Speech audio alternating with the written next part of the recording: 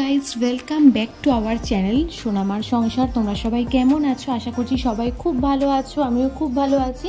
তো এখন আমাদের দীঘার ব্লগ চলছে, তোমরা জানোই। তো আজকে আর একটা দীঘার নিউ ব্লগে তোমাদের সকলকে ওয়েলকাম। আমরা কিন্তু আজকে যেখানে যাচ্ছি সেটাকে বলা হয় ওয়েস্ট বেঙ্গলের মিনি গোয়া, অর্থাৎ আমরা যাচ্ছি আজকে উদয়পুর বিচে। তো এই ব্লগটা কিন্তু দেখার আগে যারা আমার চ্যানেলে আজ নতুন এসছো তারা অবশ্যই চ্যানেলটি সাবস্ক্রাইব করে নিও এবং পাশে থাকা ছোট্ট বেল আইকনটা প্রেস করে নিও। আমার বাদিকে এখন যে জায়গাটা আছে এটা হলো দীঘার পিকনিক স্পট, যেটা আমি তোমাদের কিন্তু ওল্ড দীঘা যাওয়ার সময় এই জায়গাটা দেখিয়েছিলাম। তো চলো ব্লগটা শুরু করা যাক। তো আমাদের মোহনা ঘুরে আসা হয়ে গেছে, এখন ঘড়িতে বাজে ওই 8টার কাছাকাছি সকাল। আমাদের 9:30টায় চেক আউট, আমাদের 9:30 চেক আউট করে নিতে হবে। তো তার আগে একটু উদয়পুরটা যদি পারি আমরা ঘুরে আসবো, তারপর একবারে বেরিয়ে যাব। তো আজকে আমরা মোহনাতে গেছিলাম মেনলি হলো সানরাইজ দেখতে, কিন্তু এতটা মেঘ করে আছে যে আমরা সানরাইজটা দেখতে পারিনি, সেটা তো তোমাদের সাথে আমি বললামই। তো এখন যদিও রোদ্দুরটা উঠেছে, তবে যে কদিন আমরা ছিলাম আর কি, 2 দিন, দীঘার ওয়েদারটা কিন্তু ভীষণ সুন্দর ছিল, কারণ যেহেতু নিম্নচাপ হয়েছিল তো সেই জন্য ভীষণ সুন্দর ছিল ওয়েদারটা, খুব ভালো এনজয় করেছি আমরা। মানে যে গরম ভাবটাই ছিল না। শুধু 2 দিন একটু বৃষ্টি হয়েছে, যেহেতু গাড়ি ছিল বলে অসুবিধা হয়নি। তো আজকে বাড়ি ফেরার পালা, আবার হয়তো অন্য কোথাও কোনোদিন মানে খুব শিগগির যাব, সেটা তো তোমাদের সাথে শেয়ার করবই। তবুও কিন্তু আমাদের ঘোরা এখনও শেষ হয়নি, এখনও আমরা যেতে যেতে বাকিটা রাস্তা অনেকটা ঘোরা বাকি, সেটাও তোমাদের সাথে শেয়ার করবো। অবশ্যই সবাই সঙ্গে থেকো।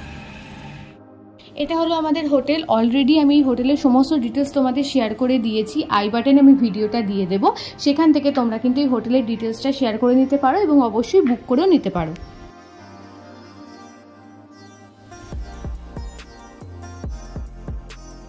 এখন ঘড়িতে বাজে সকাল 9:30। আমাদের এখনও চেক আউট করা হয়নি, আমরা এই উদয়পুর বিচ ঘুরে গিয়ে তারপর চেক আউট করবো।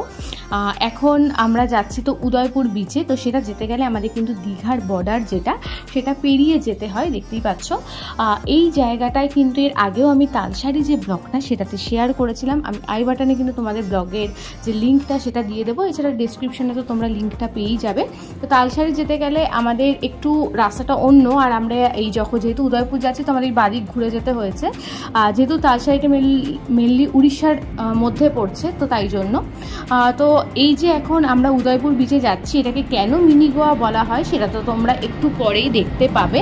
আমরা এখন উদয়পুর তো পৌঁছে গেছি। এর আশেপাশে দেখো অনেক ছোটোখাটো এরকম দোকান রয়েছে, এখানে অনেক খাবার দোকান রয়েছে, মার্কেটিং করারও দোকান রয়েছে, তবে খুব একটা সেরকম নয়, মেনলি সানগ্লাস, টুপি এসবের দোকানই রয়েছে।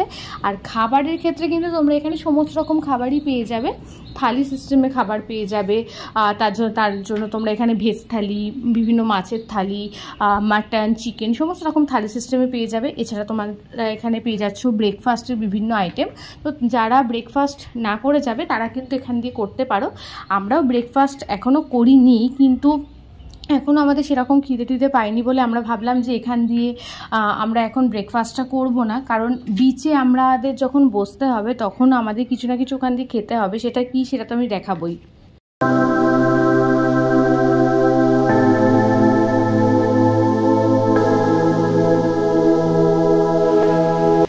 চলে এসেছি উদয়পুর বিচ। এটা হলো উদয়পুরের যে বিচ এরিয়াটা এটা। আর এই যে কাপড়গুলো লাগানো দেখছো, এখানটা আসলে বসার জন্য, ও নিচে চেয়ার পেতে দেওয়া হয়, ওখানটা সমস্ত বসে লোকজন। এখনও ভাটা আছে, কিন্তু একটু পরেই জোয়ার আসবে শুনলাম। তো আমরা একটু তাই গলা ভিজিয়ে নেওয়ার জন্য এখানে বসলাম। এটা পুরোটাই গ্যালারি সিস্টেম মতো এই ডাবের দোকানটায় করা। এখানে বসে একদম উপভোগ করা যায়, কারণ জোয়ার এলেও এত অব্দি জল আসে না, যেহেতু এটা উঁচুতে রয়েছে। তো আমরা ভাবলাম একটু ডাব খেয়ে তারপর অন্য মানে বিচের দিকে যাব আর কি। তাই কয়েকজন এখানে আমরা ডাব খেয়ে নিলাম।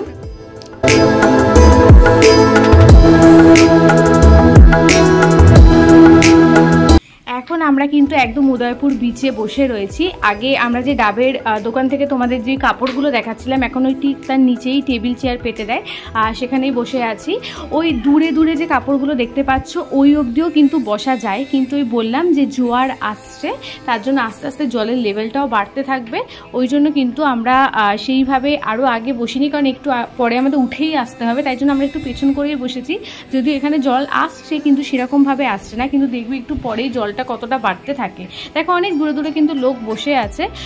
তো এখানে বসার জন্য, যেটা টিকিট হিসাবে বলতে পারো, এখানে কিন্তু বসার জন্য তোমাদের কিছু না কিছু খেতেই হবে, কারণ না হলে তোমরা কিন্তু এখানে বসতে পারবে না। তাই আমরা টিকিট স্বরূপ বলতে পারো 12টা চিংড়ি মাছের জন্য 200 টাকা দিয়েছিলাম, কারণ ছোট ছোট চিংড়ি এরকম। এবং সবথেকে বড় কথা, যেহেতু জানো এগুলো সমুদ্রের মাছ এবং এখানেই কত দিনের মাছটা ঠিক নেই, তাই জন্য সেরকম টেস্ট তো নেই, জাস্ট ওরা কারি মতো করে দেবে। 12টা মাছ সেটা 200 টাকা মতো নিয়েছিল। তো টেস্টটা একদমই ভালো না, কিন্তু কিছু করার নেই, আমাদের এই জায়গাটায় বসতে হবে, বসে এত সুন্দর জায়গাটা উপভোগ করতে হবে, তাই নিতেই হয়েছিল। এই যে চলে এসেছে আমাদের কিন্তু এই 200 টাকার যে চিংড়ির যে কারি আর কি, সেটা এমনি খুব যে একটা খারাপ ছিল খেতে তা না, কিন্তু চিংড়ি মাছটা ভালো ছিল না। সে যাই হোক, এখানে বসার জন্য 200 টাকা দেওয়া যেতেই পারে। তো এই দেখো আস্তে আস্তে কিন্তু জলের লেভেলটাও বাড়তে আরম্ভ করেছে। কতক্ষণ বসা যাবে এখানে জানি না, কারণ এখানে যেহেতু জোয়ার মানে টাইম এসে গেছে, জল বাড়ছে আস্তে আস্তে।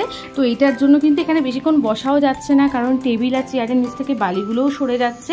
আর ওই দূরে দূরে দেখো যারা বসেছিল তারা কিন্তু সবাই এখন পেছনে সরে গেছে, কারণ ওই জায়গাটার জলটা অনেকটাই বেড়ে গেছে।